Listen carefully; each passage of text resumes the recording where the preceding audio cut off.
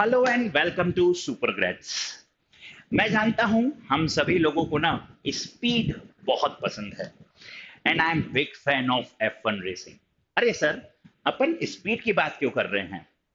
बच्चों, आप मुझे ये बताइए, क्या आपको ऐसा लगता है कि जितनी भी रिएक्शन इस दुनिया में हो रही हैं वो सब एक ही स्पीड पर होती है, या वो बहुत फास्ट होती है, या बहुत स्लो होती है, या धीरे धीरे या मॉडरेट टाइप हो रही होती है? यहां हम आज बात करने वाले हैं रेट ऑफ रिएक्शन की, कि आखिर कौन सा रिएक्टेंट आपको ये बोलेगा कि I am fast.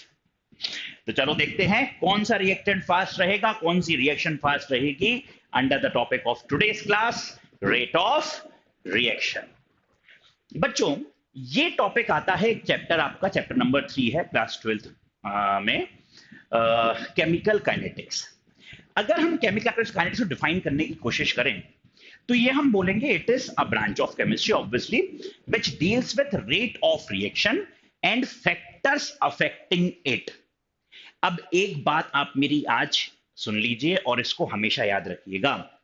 Rate of reaction, मैं जब भी रेट ऑफ रिएक्शन बोलूं आपके दिमाग की घंटी बजनी चाहिए कि राही सर बात कर रहे हैं स्पीड ऑफ रिएक्शन के बारे में। रेट ऑफ रिएक्शन मतलब स्पीड ऑफ रिएक्शन। इन दोनों में कौन फास्ट? पिंक वाला कार्टून फास्ट है, तो ये जल्दी ये वेरी फास्ट रिएक्शन हो गई। इसका थोड़ा सोने का थोड़ा, ये सोने का अच्छा करेक्टर है, सब देख चुके होंगे आप लोग। ये इसकी थोड़ी स्पीड स्लो है। तो हम देखते हैं बेटा, वही डिपेंडिंग अपॉन रेट मतलब स्पीड, हमारी रिएक्शंस कितने कितने टाइप की हो सकती हैं। तो बच्चों, डिपेंडिंग अपॉन रेट हमारी रिएक्शंस हमने डिवाइड करा है, क्लासिफाई करा है उनको 3 पार्ट्स में। एक होती है बेटा very fast reaction. Very fast reaction वो रिएक्शंस होती हैं जो आइज ब्लिंक करने से भी पहले खत्म हो जाए। मतलब बेटा 10 raise to power -13 to 10 raise to power -15 seconds में ही खत्म। एक बार आइज ब्लिंक करो, क्या टाइम लगा होगा? माइक्रो सेकेंड्स में, मतलब 10⁻⁻6 सेकेंड। ये तो बेटा उससे भी ट्वाइस ज्यादा स्पीड से खत्म हो गई। अब बताओ, क्या इतनी फास्ट अगर कोई रिएक्शन हुई है, उसकी स्पीड हम पता कर पाएंगे? उसका रेट हम पता कर पाएंगे? नहीं पता कर पाएंगे। We can not determine rate of aforementioned reaction. और बेटा ऐसी फास्ट रिएक्शन कौन सी होती है? एसिड में आप जैसे ही बेस डालोगे HCl प्लस NaOH, वो आपको तुरंत बना देगा NaCl प्लस वाटर। ये बेटा न्यूट्रलाइजेशन रिएक्शन है स्ट्रॉन्ग एसिड और स्ट्रॉन्ग बेस की। फिर आता है बेटा वेरी स्लो रिएक्शन। मतलब अगर आप इसके सामने बैठे भी रहो तो 1 दिन, 2 दिन, 1 महीना, 2 महीना, 4 महीना, 5 महीना, काफी टाइम बीतने के बाद ये रिएक्शन कंप्लीट होगी। से फॉर एग्जांपल बच्चों, रस्टिंग ऑफ आयरन, करोजन अगर हम बात करें तो रस्टिंग ऐसा नहीं है बेटा, अगर मैं फ्रेश आयरन आपको ला कर दूं तो आप उसको 1 घंटे में नहीं बता पाओगे कि हाँ भाई ये रिएक्शन कंप्लीट हो गई। उसके लिए बेटा मॉइस्चर, एयर, ये सब रिएक्ट करेंगे और धीरे धीरे फिर इलेक्ट्रोकेमिकल फिनोमेना होते होते रस्टिंग होगी। अच्छा चलो, रस्टिंग तो एक नॉर्मल एग्जांपल हो गया। एक और एग्जांपल है बेटा राइपनिंग ऑफ फ्रूट्स। भाई फलों का पकना, जब कच्चे केले लगते हैं तो ऐसे रहते होते हैं, और बेटा जब केला पक जाएगा तो फाइनल फॉर्म उसका ये रहता है। क्या केला एक ही घंटे में पक जाता है? 10 मिनट पकता है? बेटा it takes time to ripe. और सबसे स्लोएस्ट रिएक्शन की अगर बात करूं तो फॉर्मेशन ऑफ क्रूड ऑयल। भाई ऐसा तो नहीं ना, अगर एक लकड़ी का टुकड़ा जाकर आपने आज अपने गार्डन में कहीं बरी कर दिया, उसको गाड़ दिया, तो ऐसा थोड़ी ना कि कल जाकर आप वहां से 1 बाल्टी पेट्रोल निकाल के गाड़ी में डाल लो। ये तो पॉसिबल नहीं है ना भाई। Formation of crude oil takes millions of years ago, millions of years to accomplish. ठीक है, तो ये है वेरी स्लो रिएक्शन। अब ना हमको वेरी स्लो के बारे में पढ़ना है, ना हमको वेरी फास्ट के बारे में पढ़ना है, क्योंकि उन दोनों का ही हम रेट डिटरमाइन नहीं कर सकते। ये चैप्टर जिस टाइप की रिएक्शन पर डिपेंड करता है वो है बेटा आपका none other than moderate reactions, जिसको हम बोलते हैं स्लो रिएक्शन। बेटा नाम से है, एक थी वेरी फास्ट, एक थी वेरी स्लो। मॉडरेट ना तो ये बहुत फास्ट होती होगी, ना तो ये बहुत स्लो होती होगी। ये कांस्टेंट रेट पर एक पर्टिकुलर स्पीड पर चलती होगी। और इस पूरे चैप्टर में हमें मॉडरेट रिएक्शंस के बारे में ही पढ़ना है। और बच्चों, आपको rate of order of reaction निकालने के लिए आएगा, वहां पर आपको बहुत सारे एक्स वाई जेड आपको रिएक्शंस दे देंगे, उनके ब्रैकेट में लिखा रहेगा फास्ट, वेरी स्लो, मॉडरेट या स्लो। तो जो स्लो स्टेप रहेगा वही रेट को डिटरमाइन करने वाला रहेगा या रेट डिटरमाइनिंग स्टेप रहेगा। एग्जाम्पल है डिकम्पोजिशन ऑफ N2O5 और H2O4 H2O2। इस तरीके से डिकम्पोजिशन होता है बेटा N2O5 का। पहले वो टूटता है NO2 और NO3 में, फिर ये NO2 NO3 आपस में रिएक्ट करता है, बनाता है NO2 plus O2 plus NO। फिर ये NO वापस से इस N2O5 से रिएक्ट करता है, बनाता है 3NO2। और तो ओवरऑल रिएक्शन होती है 2N2O5 gives 4NO2 plus O2। ये है बेटा ऐसे कॉम्प्लेक्स स्टेप में आपको रिएक्शंस देखने को मिलेंगी इस चैप्टर में। और हम आगे इस चैप्टर में पढ़ेंगे कि आखिर हम इन 3 रिएक्शंस में से आखिर किस रिएक्शन को पिक करके इस पूरी रिएक्शन का ऑर्डर पता कर सकते थे या मॉलिक्यूलरिटी पता कर सकते थे। आगे बढ़ते हैं बच्चों, ध्यान दीजिए। अब आता है बेटा रेट ऑफ रिएक्शन। मैंने क्या बोला था, जब जब मैं रेट ऑफ रिएक्शन की बात करूंगा तो आपके दिमाग में घंटी बजनी चाहिए। राही सर बात कर रहे हैं स्पीड ऑफ रिएक्शन की। तो बेटा से फॉर एग्जांपल मान लो हमारे पास एक रिएक्टेंट ए था और वो प्रोडक्ट बना रहा है। अब मान लो जीरो टाइम, मतलब जस्ट रिएक्शन स्टार्ट ही हुई है। इनिशियल कंसंट्रेशन अगर मैं उसकी स्मॉल ए मान लूं, छोटा ए, तो बेटा रिएक्शन तो स्टार्ट हुई नहीं थी, तो प्रोडक्ट तो मेरा बना नहीं, तो वो हो गया जीरो। अब मान लो कुछ टी टाइम बीत गया, T time 10 second 15 second 20 second कुछ भी मान लो, कुछ टी टाइम बीत गया, यहां पे 0 प्लस टी टाइम बीत गया। अब कुछ टाइम बीतने के बाद क्या हुआ, अगर हमारा प्रोडक्ट बन गया x, अब x बना किस में से है, इस a में से, तो बेटा ये कितना बचेगा a माइनस एक्स। ये कितना बचेगा a माइनस एक्स। ये आ गया बेटा आपका रिएक्टेंट।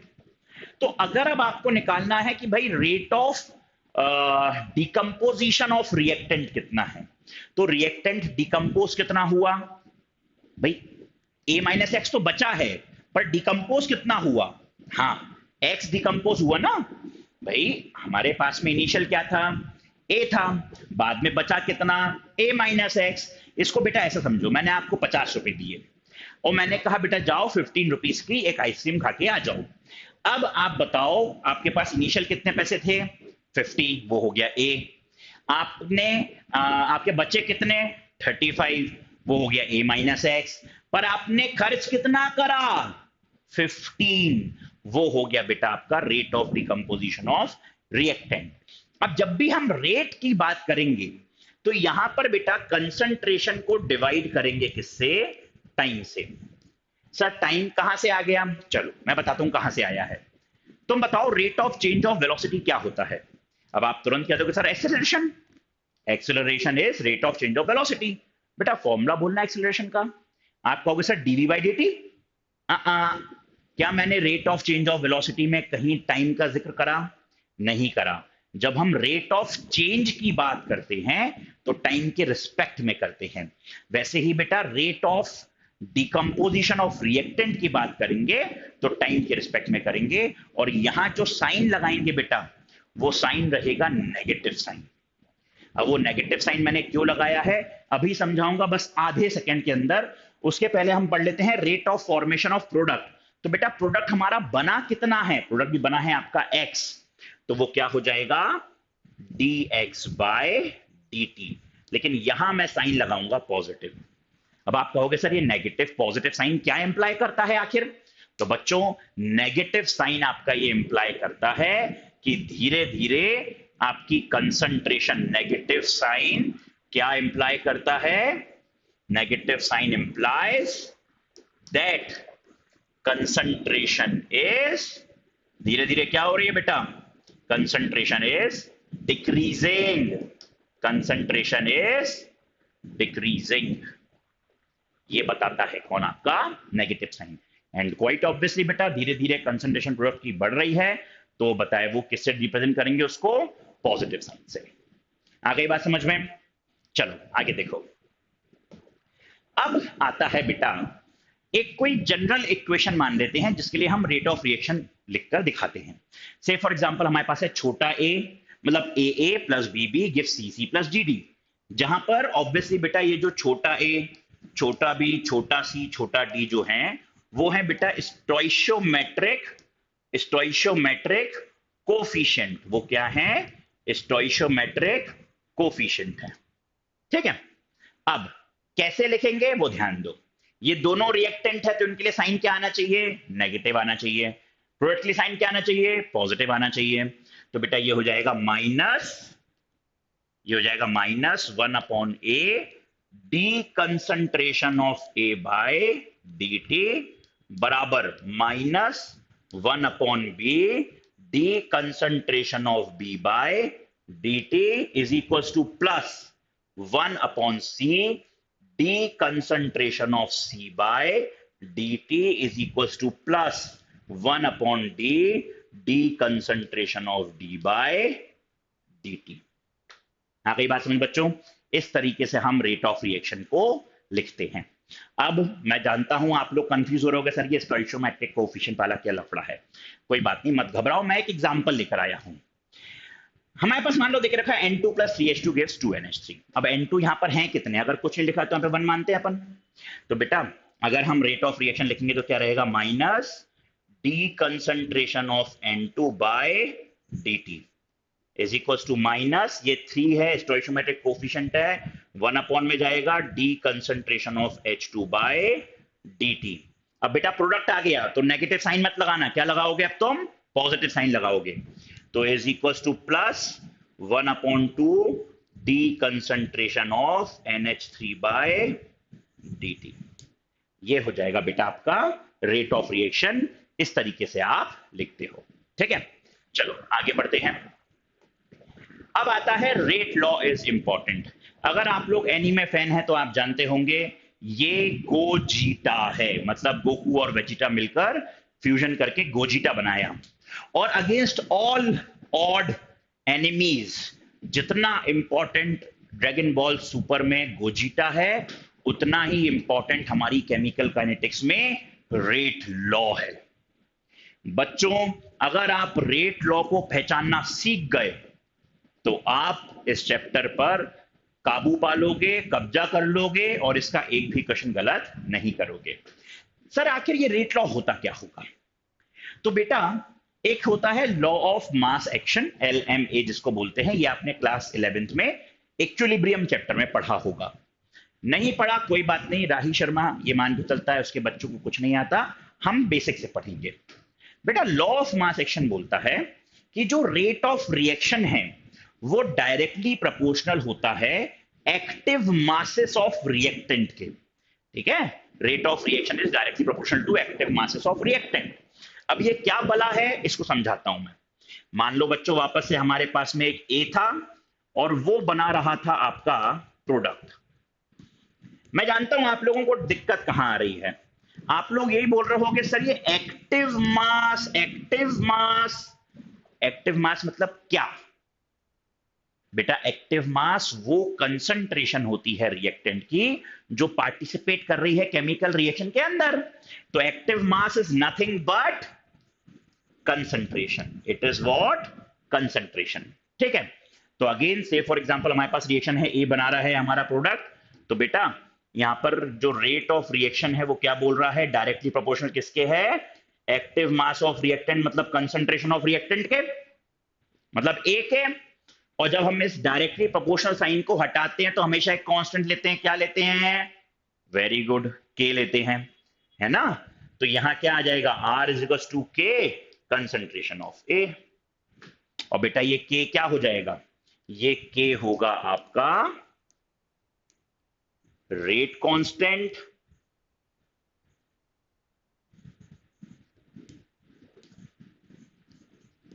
स्पेसिफिक रेट कांस्टेंट,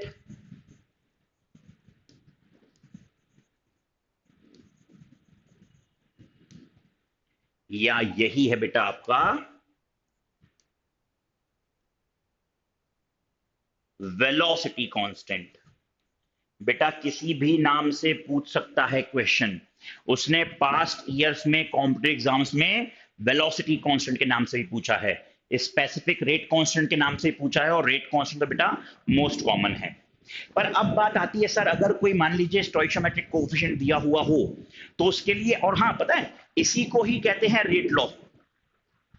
यही है बेटा रेट लॉ, यही क्या है, यही है आपका रेट लॉ। लेकिन अगर कुछ ऐसी रिएक्शन देके रखी हुई है, मान लीजिए से फॉर एग्जांपल हमारे पास दिया हुआ है M1A plus M2B gives N1C plus N2D, ठीक है। तो बेटा यहां पर इसके लिए जब रेट लॉ लिखूंगा, देखो इसके लिए जो रेट लॉ लिखूंगा वो कुछ इस तरीके से लिखूंगा, rate of reaction is equals to k concentration of A concentration of B, और बेटा केवल रिएक्टेंट लेते हैं हम, प्रोडक्ट को निग्लेक्ट करके चलेंगे, है ना। और M1 M2 उसके स्टोइकोमेट्रिक कोएफिशिएंट है, वो कहां चढ़ जाएंगे, वो चढ़ जाएंगे पावर में। इस तरीके से बेटा रेट लॉ फाइनली लिखा जाता है। अगर कोई जनरल इक्वेशन देकर रखी हुई है आपके पास, तो अगर कोई जनरल इक्वेशन है तो इस तरह लिखा जाएगा आपका रेट लॉ। आ गई बात समझ में? तो बेटा रेट ऑफ रिएक्शन और रेट कांस्टेंट में हमारी क्लास इतनी ही थी। पर हाँ इधर आना, इधर आना, कहां जा रहे हो भैया? क्या मैंने कोई क्लास कैंसिल करी है, खत्म करी है विदाउट क्वेश्चंस? नहीं ना। चलो आ जाओ, एक क्वेश्चन करेंगे अपन, आ जाओ जल्दी। एक क्वेश्चन हमारे पास लेकर आया हूं मैं, for reaction N2 plus 3H2 gives 2NH3। अब उसने क्या बोला है, if change in concentration of ammonia, देखिए रखा है 2 इंटू 10⁻⁻⁴ मोल पर लीटर पर सेकेंड। तो बोल रहा है ये बताइए आप कि del minus del H2 by del T किसके बराबर होगा। बेटा ऐसे क्वेश्चंस के लिए सबसे पहले आपको क्या लिख लेना है, रेट ऑफ रिएक्शन लिखना है, ठीक है। देखिए क्या लिखना है, रेट ऑफ रिएक्शन, जो रहेगा बेटा किसके बराबर, minus D concentration of N2 by dt के। यहां पर बेटा डेल दिया हुआ है तो हम डेल के टर्म्स में लिख लेंगे, del N2 by del T minus 1/3 del H2 by del T plus 1/2 del NH3 by del T. अब ध्यान दीजिएगा बच्चों, उसने आपको plus del NH3 by del T की वैल्यू दे दी, मतलब ये 1/2 को रहने देना है और del NH3 by del T की वैल्यू की जगह हमको 2 इंटू 10⁻⁻⁴ रखना है। और आपको इक्वेट किसको करना है, आपको इन दोनों को ही उठाकर क्या कर देना है बेटा, इक्वेट कर देना है, ठीक है। आपको इन दोनों को ही उठाकर इक्वेट कर देना है। किस तरीके से, अब हमको निकालना है minus del H T by del T minus del H2 by del T बराबर हो जाएगा बेटा किसके, 3 वहां पर मल्टीप्लाई हो जाएगा, 3 इंटू ये 1/2 इंटू 2 इंटू 10⁻⁻⁴। बेटा ये 2 कैंसिल हो गया, minus del H2 by del T किसके बराबर आ गया, 3 इंटू 10⁻⁻⁴ के बराबर आ गया। और बेटा हमारा ऑप्शन भी कौन सा हो गया, option B will be the right answer with unit of mole per litre पर सेकेंड। तो ऐसा कोई भी क्वेश्चन आए, बस आप रेट ऑफ रिएक्शन लिख लो, जिनके बारे में पूछा है उनको इक्वेट कर दो और अपना आंसर निकाल लो। तो बच्चों आज की क्लास के लिए इतना ही। Thank you for watching this video.